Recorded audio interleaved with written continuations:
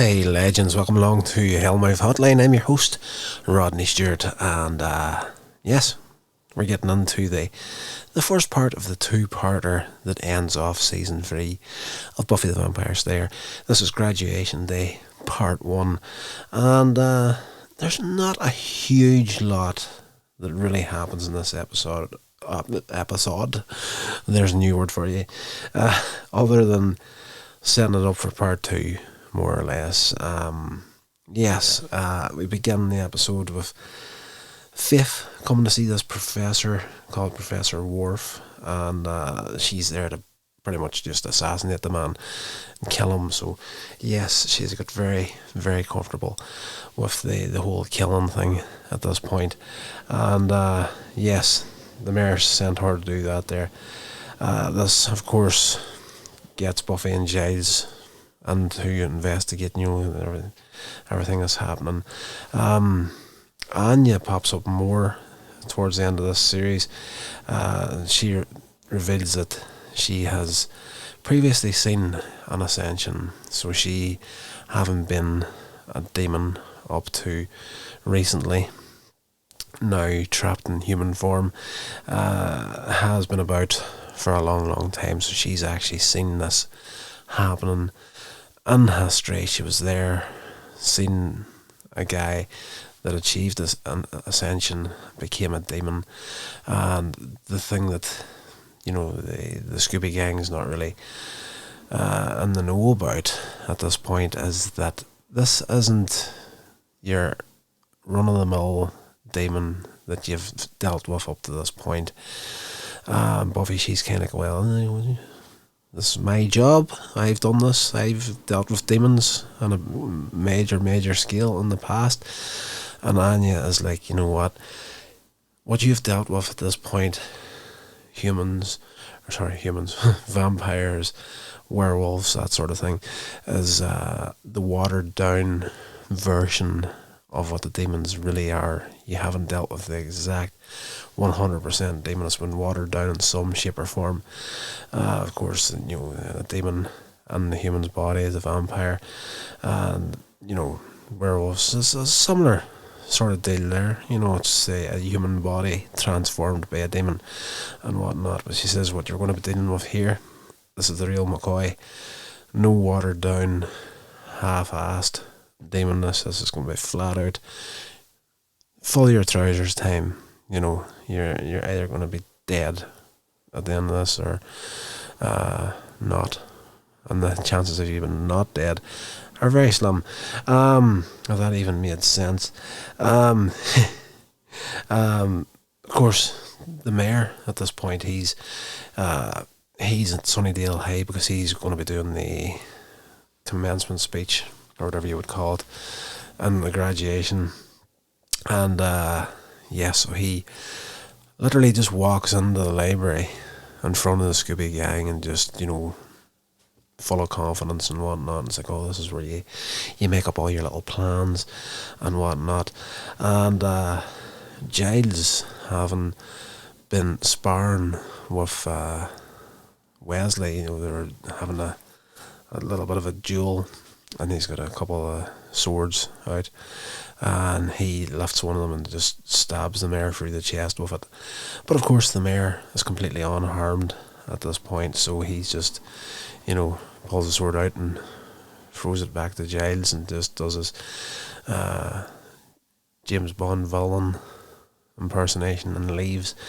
So Buffy then goes home. She convinces her mother to get out of town for her own safety, and her mother doesn't want to leave. It's this graduation, she wants to be there for her daughter and whatnot. And Buffy's kind of like, you know what, I might not be graduating, I might be all dead at the end of this, so I want you out of here so that you're safe and whatnot. So she manages to disappear in this episode, and I don't believe she's on. I haven't watched the next part yet. I'm really, really trying to stick episode by episode here, because I'm getting into the point of the series now where a lot of it is not so fresh in my mind. But it is what it is. Willow is she's searching to try and find a spell to stop the ascension if she can, and she's getting freaked out, and she's kind of getting pissed at Oz because he's kind of like, he's playing the cool Oz character that's kind of like, he doesn't really let on that he gives a crap about much. He's just smooth going for everything, and this is kind of frustrating her and whatnot. So she freaks out, and he calms her down by kissing her, and then the two of them actually end up sleeping together, and she loses her virginity in this episode to him. And it just shows you, as much as I enjoy the character of Oz, he made the big song and dance earlier in the series, that when they get back together again and she tried to offer herself to him, essentially, he's like, I'm not ready for this here. Whenever this eventually happens, I want it to be because we're both ready for it and it's going to be natural and whatnot. But by the end of the series, or coming up to the end of the series, they're thinking they're going to get killed by the mayor when he becomes a demon. So Oz just froze all the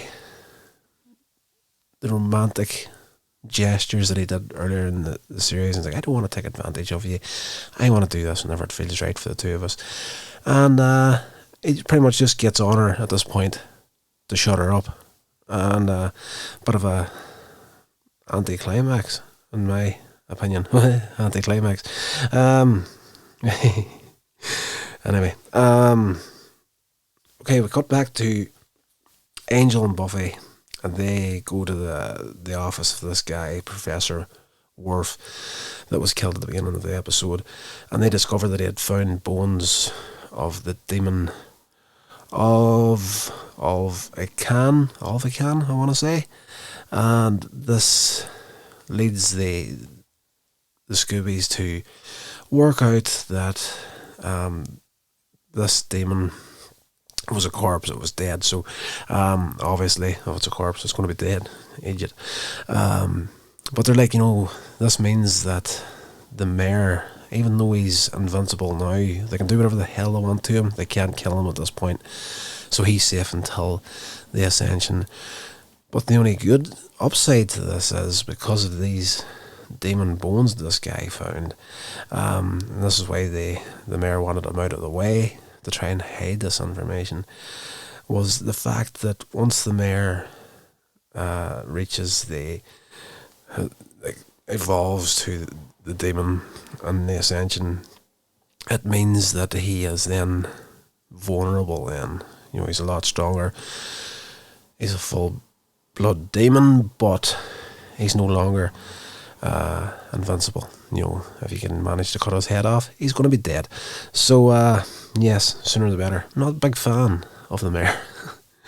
As they're leaving, Angel gets shot with an arrow, sliced with a deadly toxin. We get to see that it was Faith that did this. This toxin is deadly to vampires, and it's leaving Angel near death. And Wesley, for a change, steps up and tries to do something helpful in this episode, for the most part. They're trying to find a cure to this toxin. And of course, Giles is going to hit the books in the library, and the rest of the Scoobies are going to do their research on the internet and whatnot and help him with the books and this, that and the other. But Wesley offers to go to the council and see if he can get some information of them. They've got the best collection of, cures to, I can't even get the word that I'm looking for. Cures to these bloody toxins. Let's just say poisons. Gosh, it's too late at night. I've been up since freaking 3 a.m. this morning, actually. And it's now heading for 8 p.m. So I'm pretty tired. Anyway, he tries to go talk to the council, but the council, when they discover that he's trying to help Angelus, and the way they would look at it, they refuse to help. It's not what the council was created for. We're here to kill vampires, not help them. So he has to come with his tail between his legs to tell Buffy and the rest of the gang that the council are no longer willing to help whenever it's Angel that they're talking about. This leads Buffy to quit the council, and she tells Wesley to pretty much, get out of her face, go get a job. I don't work for you or the council anymore. Willow discovers what the cure is for this toxin. It actually requires the blood of a Slayer. And the mayor, back at his place, he's eating some of those insects that he got in the box of Gavrok that showed up earlier in the series is full of spiders and stuff. He has to eat a dose of these to get prepared for his ascension. And yes, Buffy decides that okay, if Angel needs the blood of a Slayer, I'm going to give it to him. And she fully intends at this point to get Faith and feed Faith to Angel, essentially. So by the end of the episode, they actually have one of their final showdowns. I want to say this is the final showdown. I think this is the final showdown for now between the two of them. I don't believe in part 2 they fight again. Again, I'm at the stage now where the memories of having seen this before are starting to fade slightly, and it just goes to show you I'm getting old as well. But yeah, they fight. It's pretty damn good. The stunts and stuff that done in this episode is really, really well put together. And the editing is pretty flawless in the fight sequences, because there's times there where you can clearly see that it's the actors in there doing some of the fight movements. Then quick cut, and there's a couple of stunt doubles in there doing it, and it's